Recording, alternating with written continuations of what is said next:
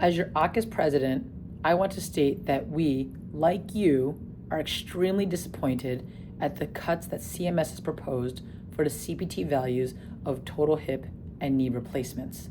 We at AAHKS are taking things very seriously and have developed a multi-pronged strategy to combat this. In close collaboration and consultation with our legal partners, EBG, we are proposing 4 main arguments. The first is we are questioning the process by which these conclusions were made. The RUC conclusion was based on a comparison of total hip and total knee replacements to retina surgery, and the data that CMS used to calculate cuts was based on NSQIP, which is not representative of all hospitals in the country.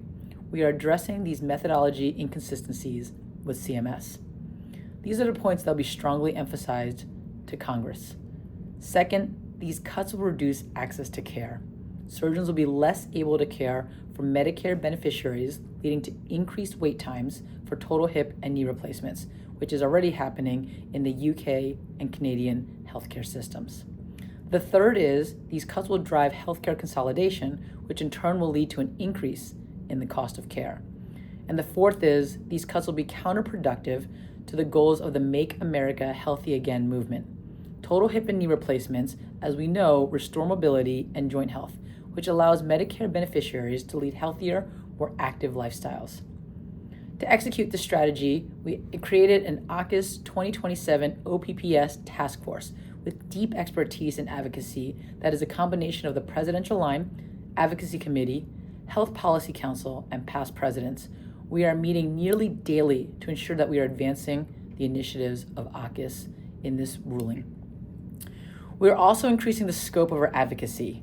We've had multiple meetings with AAOS, which has a bigger voice than AAHKS alone, to develop a combined strategy to address the Modifier 25 changes, along with the reduction of surgeon pro fees for total hip, knee, and shoulder replacements.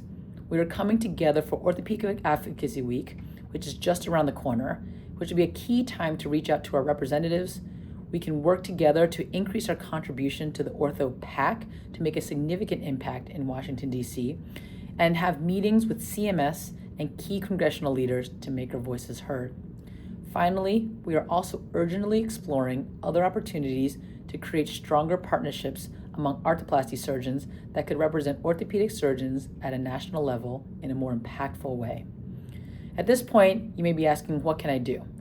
With regards to understanding what the policies are, please check out the AAHKS main website and advocacy website for regular updates on what we are doing to act on this important issue, and is to get resources that are being offered by AAHKS. We will be hosting an upcoming town hall for all AAHKS members to discuss strategy and provide input. Your voice needs to be heard. Reach out to your representatives and be a part of the solution.